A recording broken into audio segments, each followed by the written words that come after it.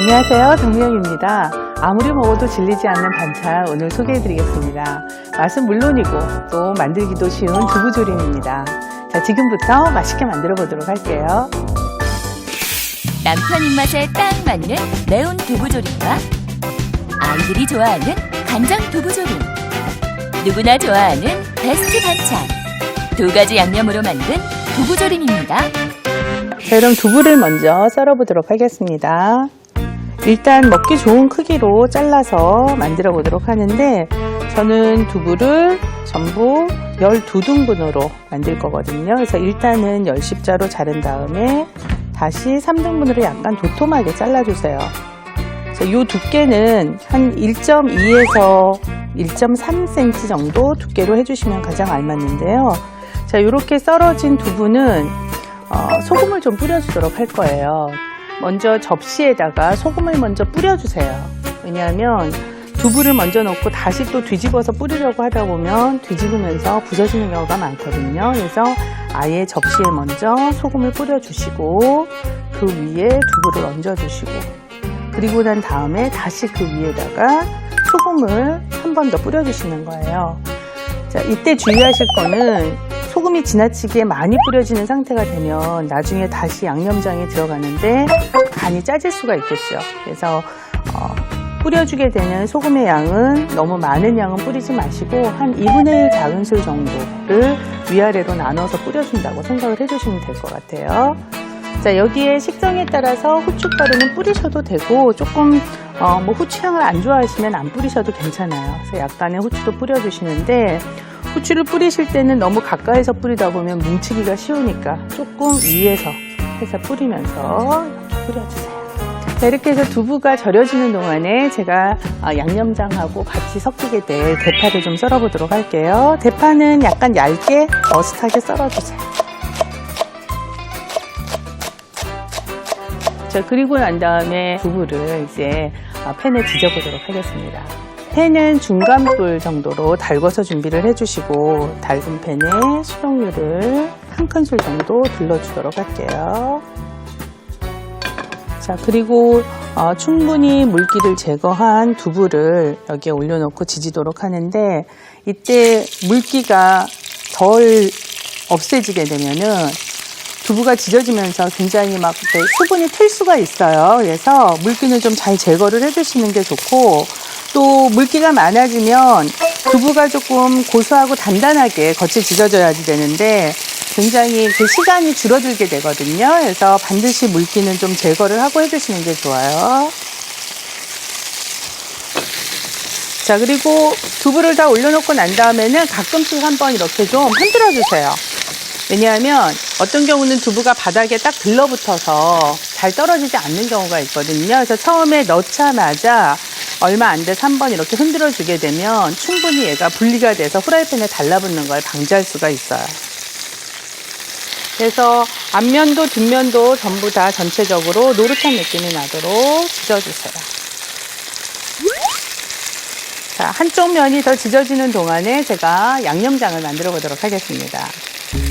자, 양념장은 일단 간장하고 설탕, 그리고 고춧가루를 넣어주시는데, 이때 들어가게 되는 양은 3대 1대1 정도 비율로 넣어주시는 게 좋아요. 그래서 다진 파, 그리고 다진 마늘,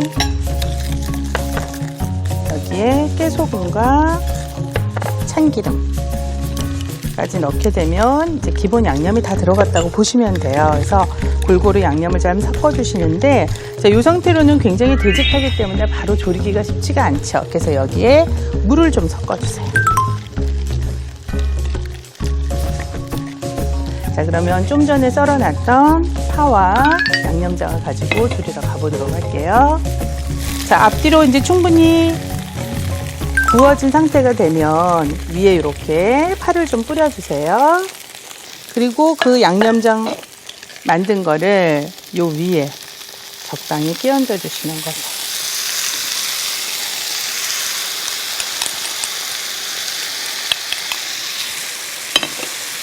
자, 두부는 이미 완전히 다 익은 상태죠. 그래서 지금은 양념장을 그냥 끼얹어 가면서 어느 정도 간이 배고 양념이 배게만 졸여주시면 되는 거거든요. 그래서 두부를 뒤적거리지는 마시고 옆에 있는 양념장을 계속 이렇게 좀 끼얹어 가면서 어느 정도 양념이 흡착이 되고 간이 벨 수 있도록 지져주시는 거예요. 자, 이 두부가 너무 바짝 졸여지게 되면 나중에 굉장히 건조한 느낌이 날 수 있어요. 그래서 너무 물기 없이 졸이지는 마시고 그래도 어느 정도 양념장이 좀 남아있다 하는 느낌이 날 때까지만 졸이신 다음에 불을 꺼주세요. 자, 이렇게 되면 매운 두부 양념구이가 완성입니다. 자, 또 매운 거 못 먹는 아이들도 있잖아요. 그래서 그런 어린이들을 위해서 달달하면서도 또 짭짤한 간장 두부 조림 같이 보여드리도록 하겠습니다.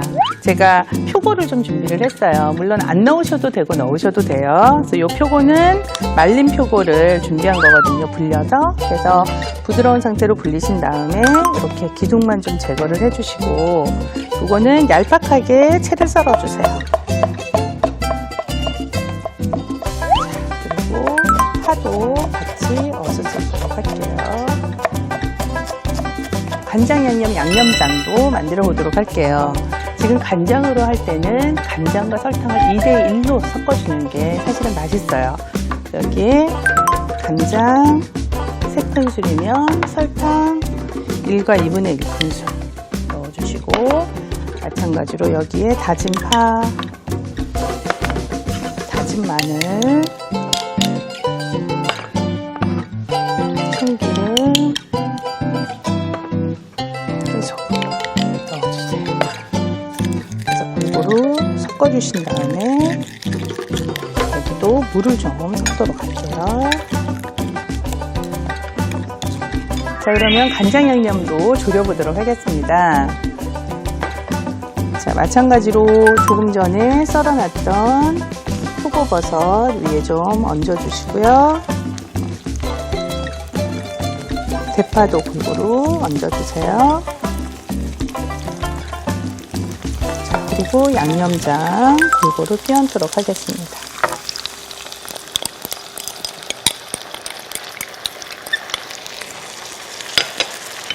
그래서 오늘같이 이미 두부가 다 익혀진 경우에는 굳이 이거를 앞뒤로 뒤집어 가면서 사실은 졸이지 않으셔도 뭐 충분히 익었기 때문에 별 무리가 없거든요. 그래서 그냥 약간 후라이팬을 기울여 가면서 양념장을 위에 끼얹어 가는 방식으로 해주세요. 자, 방금 전에 매운 조림에서도 말씀드린 것처럼 이것도 마찬가지로 국물이 어느 정도 조금 자작하게 남아 있을 때 불을 꺼주시면 되죠. 자, 맛있게 졸여졌네요. 자, 이제 완성 그릇에 예쁘게 담아보도록 하겠습니다. 자, 먼저 두부를, 두부가 사각으로 만들어져 있어서 저는 지금 사각으로 만들어진 그릇에다가 예쁘게 담고 있는데요. 만약에 둥근 접시를 사용하게 되는 경우에는 옆으로 돌려가면서 담아주셔도 예쁘죠.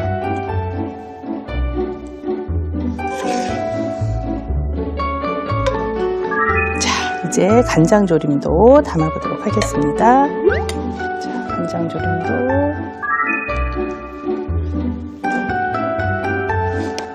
사실 두부 한 모로 굉장히 저렴하고 영양 많은 두부지만 이렇게 해서 졸여서 내면 거의 메인 반찬으로서도 충분한 역할을 하거든요.